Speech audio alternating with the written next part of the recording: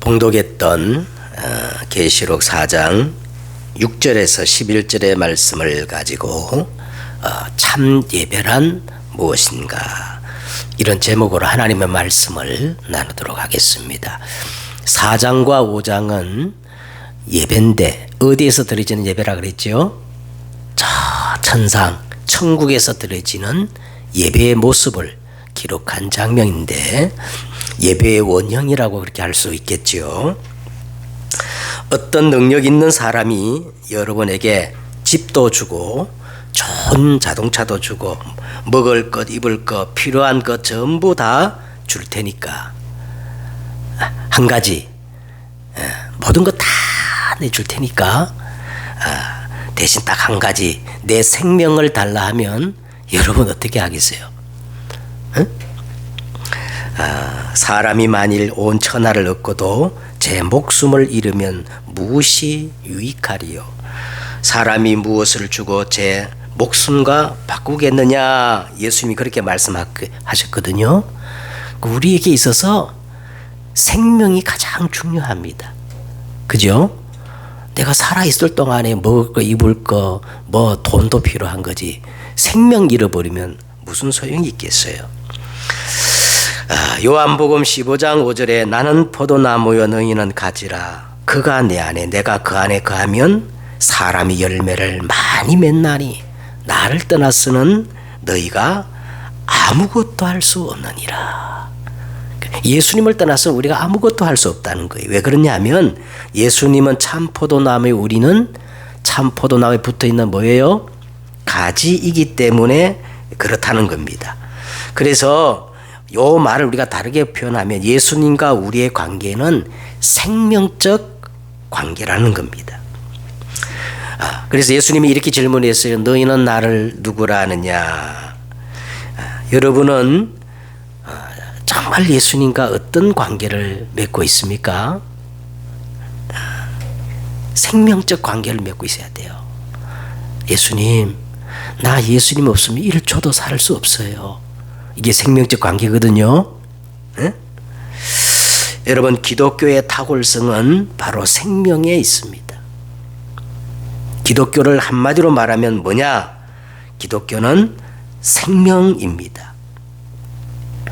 사람이 내가 사람의 방언과 천사의 말을 알지라도 생명이 없으면 소리나는 구리와 울리는 꽹과리가 되고, 내가 예언하는 능이 있어 모든 지식과 모든 비밀을 알고 또 저 산을 옮길 만한 모든 믿음이 있을지라도 생명이 없으면 아무것도 아니요. 그리고 내가 내게 있는 모든 것으로 구제하고 심지어 내 몸을 불사르게 내어줄지라도 생명이 없으면 성경에 보니까 아무 유익이 없느니라, 그렇게 말씀하셨어요. 자, 그렇다면 도대체 이 생명이 뭘까요? 누굴까요? 예수 그리스도가 생명이십니다. 그래서 성경에 보면 그리스도 예수 안에 생명이 있느니라, 내가 곧 길이요 진리요 생명이니 나로 말미암아 아버지께로 올 자가 없느니라. 아들이 있는 자에게는 뭐가 있어요? 아들이 있는 자에게는 생명이 있고 하나님의 아들이 없는 자에게는 생명이 없느니라 그랬어요. 모든 생명은, 여러분, 식물이든 동물이든 모든 생명은 그 생명 활동을 유지하기 위해서 반드시 해야 할 필수 조건이 있어요. 여러분, 식물은 반드시 이 햇빛이 있어야 되잖아요. 그죠? 햇빛과 양분을 통해서 이 광합성 활동을 해야 식물이 자라고 열매를 맺잖아요. 동물도 마찬가지입니다. 동물도 늘 호흡을 통해서 산소를 공급받아야 되고 영양과 운동을 해야 되는 거예요. 그래야 이 건강한 생명체가 자라나는 거예요. 마찬가지로 예수 그리스도의 생명 가진 자는 예수 그리스도의 이 생명적 관계를 지속적으로 유지하기 위해서 가장 필요한 것이 있는데, 그것이 뭐냐? 그게 뭘까요? 예배입니다. 아멘. 예배 드리지 않는 자는 예수님과 생명적 관계를 맺고 있지 않아요. 그래서 사실은 예배 드리지 않는 사람은 예수 믿는 사람이 아닙니다. 자, 그렇다면 도대체 예배란 뭘까요? 오늘 한 4가지를 말씀드리고자 합니다. 먼저 서론적으로 예배란 지존하신 성삼위 하나님의 보좌 앞으로 나가는 것이 예배다. 할렐루야. 예배는 사람 앞에 서는 게 아니요. 누구 앞에 서는 거예요? 저 지존하신 성삼위 하나님 앞에 내가 서는 것이 예배인 줄 믿습니다. 그래서 1절과 2절을 보세요. 이흘 후에 내가 보니 하늘에 열린 문이 있는데 내가 들은 바 처음에 내게 말하던 나팔 소리 같은 그 음성이 이르되 이리로 올라오라 그랬어요. 이리로 올라오라. 자, 다시 말하면 지존하신 하나님의 보좌 앞으로 올라오라는 거예요.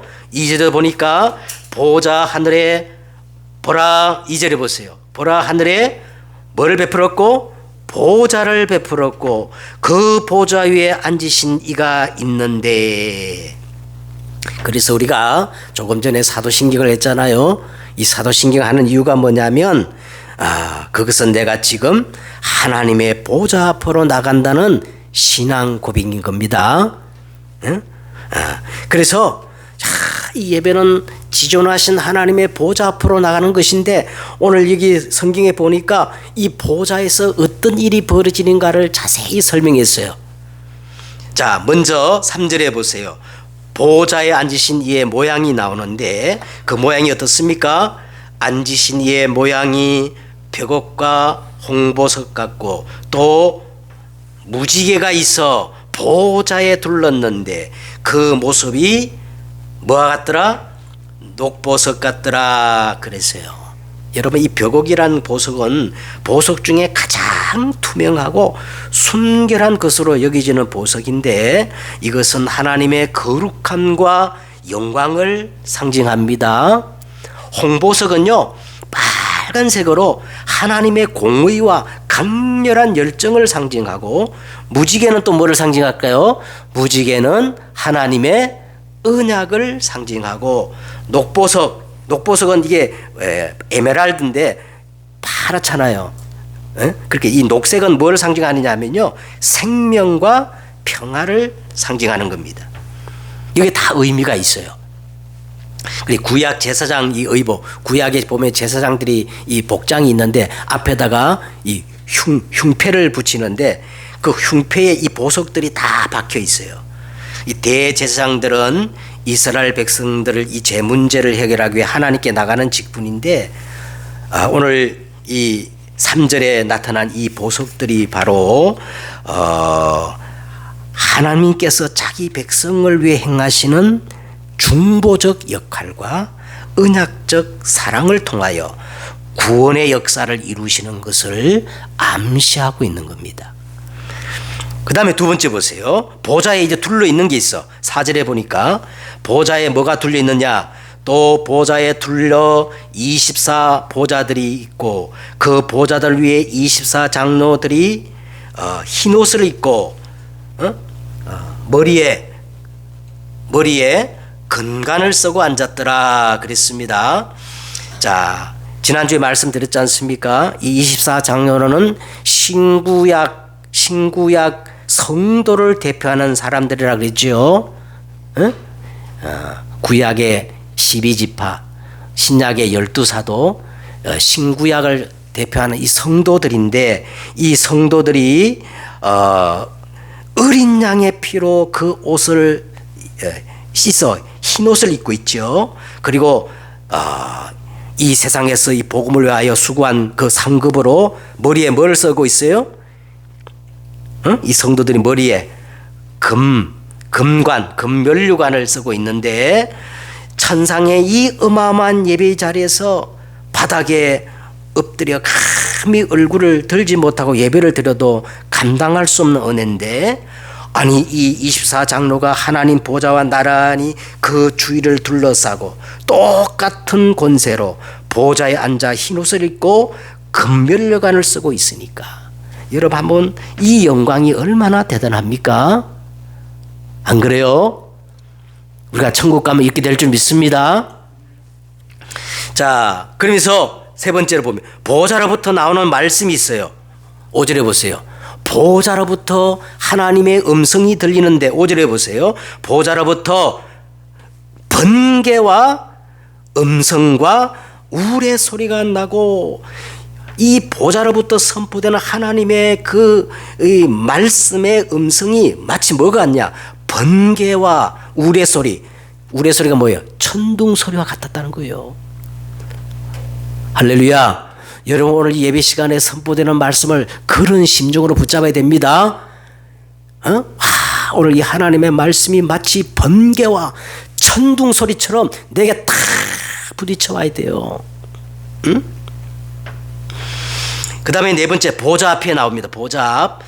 5절 하반절에 보세요. 보좌 앞에 어떤 일이 벌어지느냐. 보좌 앞에는 켠 등불 7이 있으니 이는 하나님의 뭐다? 7영에 대해서 제가 말씀했습니다. 이 7영은 뭐라 그랬어요? 성령을 상징한다 그랬죠. 그리고 보좌 앞에 또 있는데 보좌 앞에 또 뭐가 있느냐. 6절에 보세요. 보좌 앞에 수정과 같은 유리바다가 있고 그랬어요. 수정과 같은 유리바다는 두 가지 의미가 있어요. 이 수정이란 것은 순결하고 투명하여 이 거룩한 하나님의 이 본성, 하나님의 속성, 이 완전성을 상징합니다. 그리고 이 유리바다는 바다가 어때요? 여러분 태평양이 넓어요, 안 넓어요? 굉장히 넓지요. 이 유리바다는 인간과 하나님 사이에 놓여져 있는 이 거리감을 상징하는 거예요. 거리감. 창세기 3장 사단의 미혹을 받아 범죄하여 하나님을 떠난 이 하나님과 우리 사이에 벌어진 그 간격을 바다로 묘사하고 있는 겁니다. 그런데 이 간격을 여자의 후손 되시는 예수 그리스도로 말미암아 바다 가운데 이사야 43장에 보니까 바다 가운데 큰 길이 났어요. 바다 가운데 지름길이 났어요. 누구로 말미암아? 예수 그리스도로 말미암아.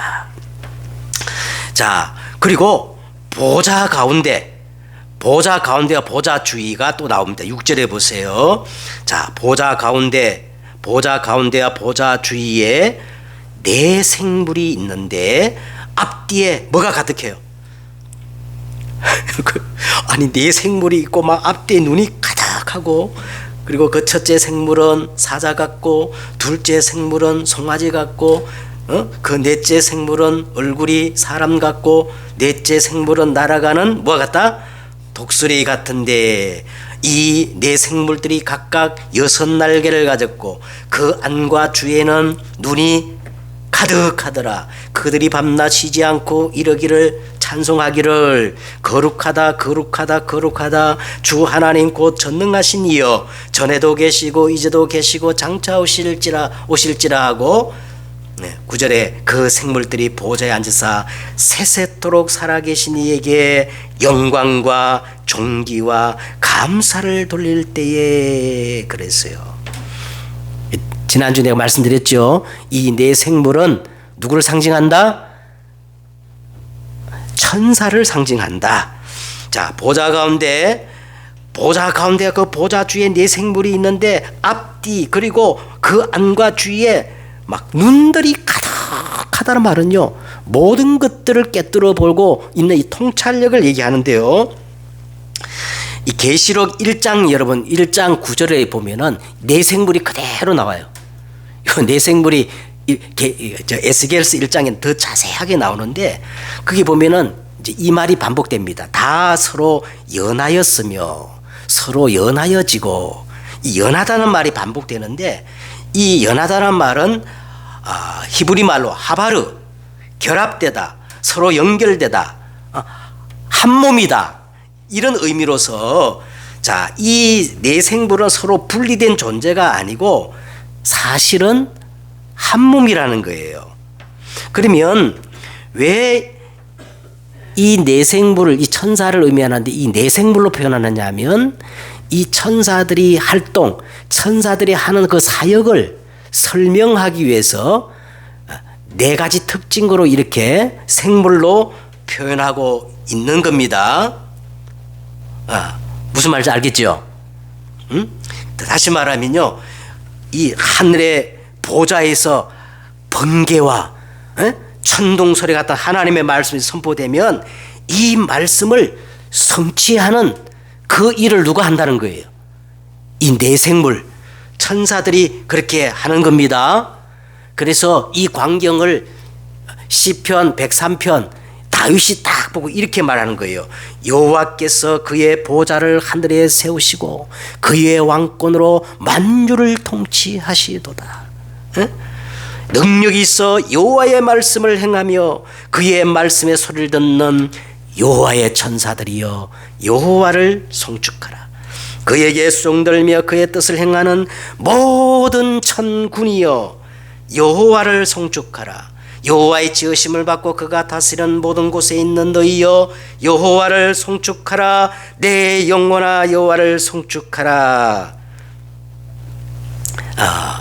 이제 성경에 보면 이 천사들을 이렇게 또 두 가지 표현이 나옵니다. 서랍 들어봤어요? 서랍. 구약에 보니까 서랍이란 말이 나오지요. 그 다음에 거룹이란 말이 나와요. 이 천사들 중에 이 서랍이라는 표현은 하나님의 군대, 하나님의 군대, 하나님의 사자들, 이 군대를 표현할 때 서랍이라 그리고, 오늘처럼 이 천사, 이 내생물이 오늘 하나님께 뭐 드리지요? 찬양을 드리는 이 천사를 보고 거룹이라 이렇게 표현하는데, 오늘 이 천사들이 이제 찬양을 드리는 겁니다.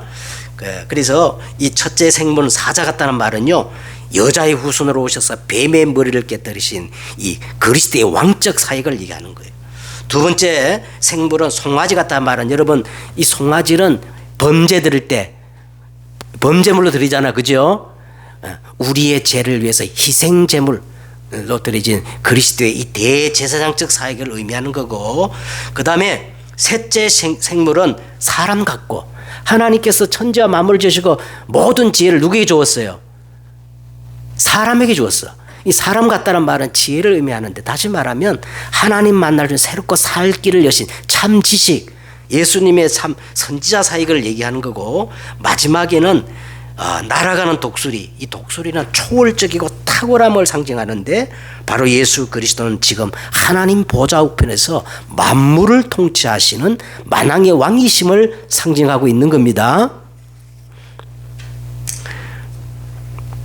자, 이 일의 천사들이 이제 하나님의 찬송하는 내용이 있는데, 그들이 밤낮 쉬지 않고 이러기를, 그 찬송 내용이 뭐예요?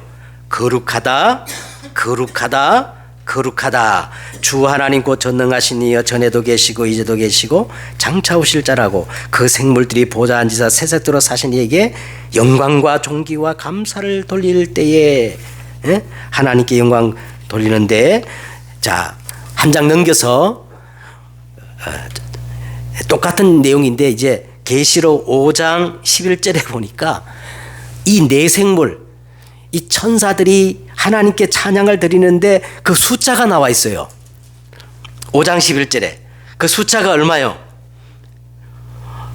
만만이요 천천이라. 물론 이게 상징적인 숫자인데 제가 한번 계산해 봤어요. 천 곱하기 천, 만 곱하기 만 하니까, 여러분 놀라지 마세요. 지금 그냥 계산을 해도 숫자가 1억이 넘어요. 하나님 보좌 그 주위에서요, 1억이 넘는 그 천군 천사가 하나님께 찬양하는 모습을 보세요. 우리 아까 막 이 찬양도 보니까 막 많은 분들이 찬양하는데, 1억이 넘는 만만이요 천천히 천사가 하나님께 영광을 돌린다는 거 한번 상상해 보세요. 그 스케일을. 자, 여섯 번째로 보면 이 보좌의 영광을 보고 있던 24장로들의 행동입니다. 자, 그 보좌 주위에 둘러 있는 24 보좌위에 앉았던 24 장로들이 어떤 일을 행하느냐 10절에 보세요. 24 장로들이 보좌에 앉으신 이 앞에 엎드려 세세토록 살아계신 이에게 경배하고, 자 여기 나옵니다. 자기의 관을 보좌 앞에 던지며 이르되 이랬어요. 24 장로들이 자기의 머리에 써진 이 면류관이 자기의 공로인 줄 알았어. 그런데 예배의 그 엄청난 영광을 딱 보는 순간 이게 내 공로가 아니고 전부 누구의 은혜요? 하나님의 은혜였구나. 이거 깨닫는 순간 그 보좌에 앉아 있을 수 있겠어요? 없겠어요? 앉아 있을 수 없어. 그래서 땅바닥에 엎드려 가지고 자기가 써있던 그 면류관을 보좌 앞에 던지며, 그러면서 뭐라고 그럽니까? 11절에 우리 주 하나님이여 영광과 존귀와 권능을 받으시는 것이 합당하오니 주께서 만물을 지으신지라 만물이 주의 뜻대로 있었고 또 주의 지으심을 받았나이다. 오직 영광과 존귀는 누구만 받아야 됩니까? 하나님만 받아야 돼요. 알겠지요? 응? 오직 하나님만 영광과 존귀를 받아야 돼요. 그래서 보좌 앞에 급히 내려와서 자기가 쓰고 있던 금멸관을 보좌 앞에, 원래 이제 원어로 보면 던진다 그랬어요. 이건 드린다 그랬는데 던지며, 하나님만 우리 예배를 받으시는 것이 합당하오니, 5절에도 보니까 5장에 보면 합당하오니 반복되어져요.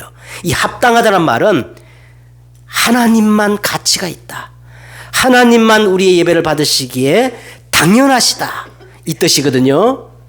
응? 합당하다. 자, 그러면 더 구체적으로 예배란 무엇인가? 이제 첫 번째로, 자, 예배란, 첫째는, 자, 저를 보세요. 예배란, 따라하세요. 하나님을 하나님 되게 하시는 거다. 두 번째 예배는 사람을 사람 되게 하는 것이다. 세 번째 예배는 내 모든 동기를 내려놓는 것이다. 자, 이게 오늘 본론이라 할 수 있겠습니다. 첫 번째로 하나님을 하나님 되게 하는 사건이 예배인 거예요. 그래서 오늘 이 본문에 보면은 합당하오니 이 예배를 받으시기에 합당한 분이 세 분이 등장하는데, 자, 성부와 성자와 성령, 이 삼위일체 하나님이 예배를 받으시는 분으로 등장합니다. 자, 그러면 먼저 왜 성부 하나님이 우리들로 하여금 예배를 받으시기에 합당하냐? 8절에 보세요. 이 네 생물 찬양 속에 있는데, 네 생물이 각각 열색 날개를 가졌고 그 안과 주의 눈들이 가득하더라. 그들이 밤낮 쉬지 않고 하나님께 찬양을 드리는데, 자, 어떤 내용입니까? 거룩하다, 거룩하다, 거룩하다. 이 하나님의 거룩성 때문에 하나님은 우리로 하여금 당연히 예배를 받으시기에 합당하다는 거예요. 만물이 다 부패하고 모든 사람이 죄를 범하였음에 하나님의 영광에 이르지 못하고 의인은 하나도 없는 이 땅에 유일하게 거룩하신 분이 계신데 그분이 누구예요? 하나님이 계시기 때문에 그래요. 그 다음에 두 번째요. 주 하나님 곧 어떤 분이에요? 전능하신 이요. 이 하나님의 속성이요, 첫째는 거룩이고 두 번째는 전능하셔요. 하나님께는 능치 못할 일이 없습니다. 할렐루야. 그래서 하나님은 우리 예배를 받으시는 거예요. 그 다음에 전에도 계시고 이대도 계시고 장차 오실 자라. 이 말은 뭐냐? 하나님은 영원하십니다. 아멘. 하나님은 거룩하시고, 하나님은 두 번째 전능하시고, 하나님은 세 번째 어떻게 해요? 영원하신 분이기 때문에 당연히 우리들로 하여금 예배를 받으시기에 합당하는데, 우리는 더 놀라야 돼요. 이 정도가 아니야. 더 깜짝 놀랄 일이 있는데 11절에 보세요. 11절, 우리 주 하나님이여 영광과 존귀와 권능을 받으신 가 합당하오니 주께서 만물을 어떻게 하셨어요? 야, 여러분 이 우주를 보세요. 아직도 이 현대과학이 우주의 크기를 가늠하지 못해요.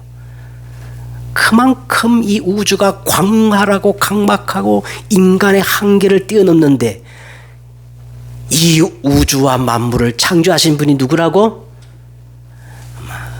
그러니까 막 까무러칠 수밖에 없어요. 그런데 더 놀라야 됩니다. 이 어마어마한 하나님이 벌레만도 못한 나 같은 인생을 구원하시려고 나를 찾아오셨다는 거야. 그게 계시록 5장입니다. 계시록 5장에 보니까 일찍 죽음을 당하신 어린 양. 9절을 보세요. 5장 9절에 보니까 그들이 새 노래를 불리려되 두루마기를 가지시고 그 인봉을 떼기에 합당하도다. 일찍 죽음을 당하사 그 족속과 방언과 백성과 나라 가운데서 사람들을 피로 사서 하나님께 드리시고 그 큰 음성으로 이르되 죽음을 당하신 어린 양은 능력과 부와 지혜와 힘과 존귀와 영광과 찬송을 받으시게 어떻게 하다? 합당하오니. 여러분 이 죽음을 당하신 어린 양이 누구예요? 나를 위해 구원하시려고 죽임을 당하신 그 어린 양 예배를 받으시기에 합당하지 않습니까? 안 그래요? 그런데 또 한 분이 계셔요. 2절에 보니까 내가 성령에 감동되었더니 7 등불과 7 영으로 역사하시는 분이 누구예요? 성령이 우리를 보호하시고 은혜 주시고 하나님께로 인도하시고 감동을 주시는 보이지 않게 역사하는 분이 계시는데 그분이 누구라고? 그래요. 그래서 오늘 4장과 5장에는 요 삼위일체 하나님이 등장합니다. 그분 앞에 우리가 예배를 드리는 거예요. 두 번째는 우리가 정말로 이 바른 예배를 드리면 드릴수록 우리에게 반사적으로 회복되는 게 있는데 그게 뭐냐? 인간이 예배를 드리면 드릴수록 진짜 하나님의 본래 모습 사람이 되어진다는 거예요. 할렐루야. 응? 인간이 진짜 사람 되어지는 그 사건이 예배를 통해 이루어집니다. 그래서 하나님께 예배 드리는 사람이 진짜 사람이요. 하나님께 예배 안 드린 사람은 그 수준이 짐승 같아요. 그래서 이 예배 드릴 때 하나님의 말씀이 내 생명 속에 내 영혼 속에 내 삶 속에 각인 뿌리 되어진 만큼 하나님의 창조의 목적 원래 인간으로 우리가 세워지고 바뀌어지는 겁니다. 세 번째는 예배가 뭐냐? 나의 나된 모든 동기를 내려놓는 사건입니다. 10절에 보세요. 24장로들이 보좌에 앉으신 이 앞에 엎드려 세세토록 살아계시는 이 앞에 경배하고 자기의 관을 보좌 앞에 던지며 이르되, 이 말은요, 우리가 참된 예배를 회복하면 할수록 나의 나된 것들이 다 내려오게 되는 거예요. 여러분 창세기 3장을 자세히 보세요. 요 사탄 마귀가 우리를 이렇게 미혹한 그게 뭐냐면 뭘 먹으라 그랬어요? 선악과를 네가 따먹으면 네가 뭐같이 된다? 네가 하나님같이 되는 거야. 쉽게 말하면요, 우리 동기를 이용한 거예요. 네가 하나님이 되는 거야. 네가 네 인생 주인이 되는 거야. 요게 사단의 견고한 망대거든요. 그러나 우리가 참 예배를 회복하면 할수록 나의 내 것이 다 내려지는 거예요. 여러분 동기가 뭔지 아세요? 아무리 좋은 것도 내 생각, 내 방법, 내 주장, 내 것, 내 이론, 내 사상, 내 이념도 다 동기예요. 동기란 게 뭐냐? 나와 관계된 모든 것들이 동기입니다. 나에게는 선한 것이 없어요. 그래서 여러분 예배 드릴 때마다 나는 십자가에 못 박히고 오직 그리스도가 내 주인이 되는 거예요. 할렐루야. 이게 예배예요. 예배를 드려놓고 다 나가자마자 막 내 주장 막 내 혈기 나오면 안 돼요.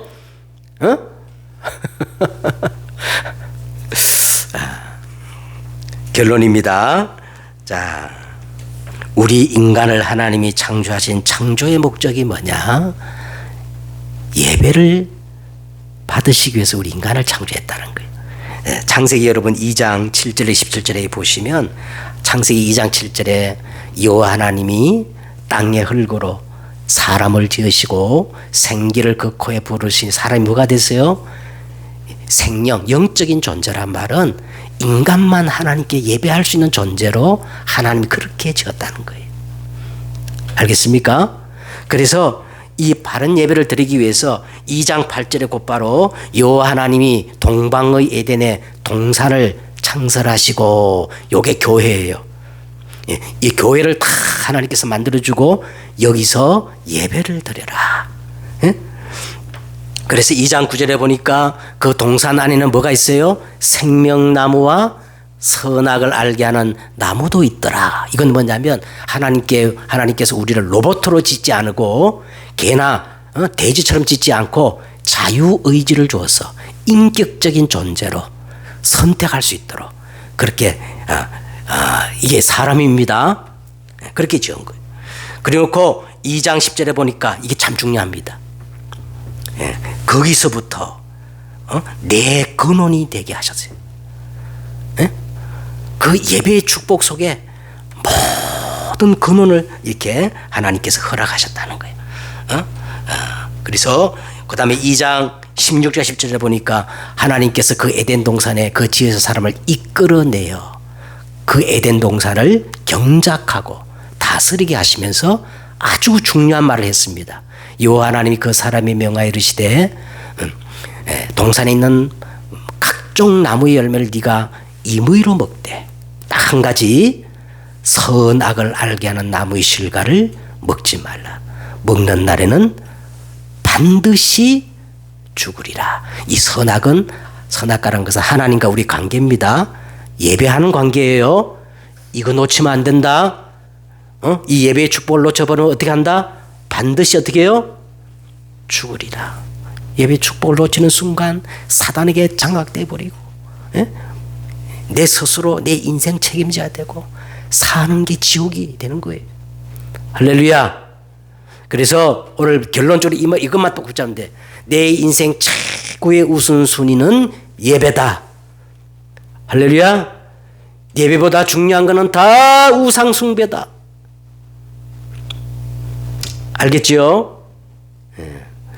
승리하는 여러분 되시기를 주 예수 이름으로 축복드립니다. 기도하겠습니다. 하나님 감사합니다.